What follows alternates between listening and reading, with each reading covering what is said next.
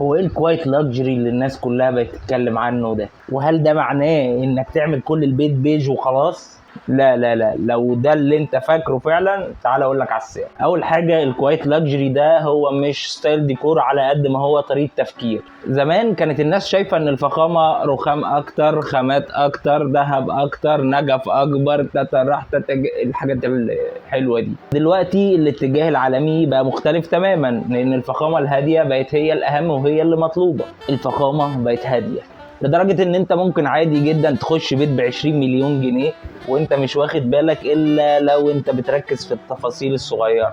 طب ايه هي التفاصيل دي؟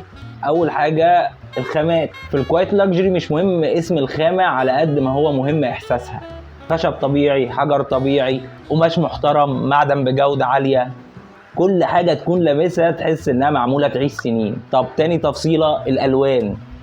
مفيش مهرجانات في الالوان، مفيش زعيق، مفيش الوان كتير، بيج، اوف وايت، بني هادي، رمادي هادي، جريج. ليه؟ علشان هنا البيت يريحك.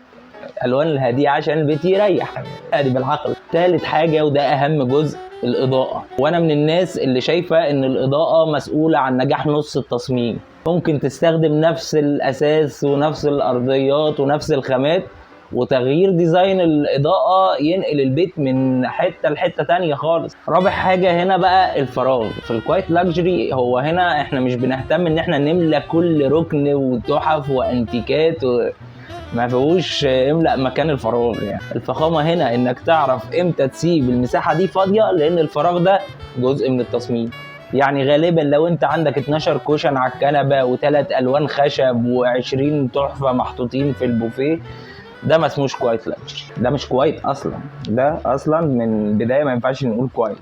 فالكوايت لاكجري مش معمول عشان الناس تقول واو البيت ده غالي. الكوايت لاكجري معمول عشان صاحب البيت اما يرجع كل يوم يلاقي المكان مريح مستقبله ويعيش فيه عمر. وده بالنسبه لي افخم نوع من انواع الفخامه، يعني الواحد يكون مرتاح.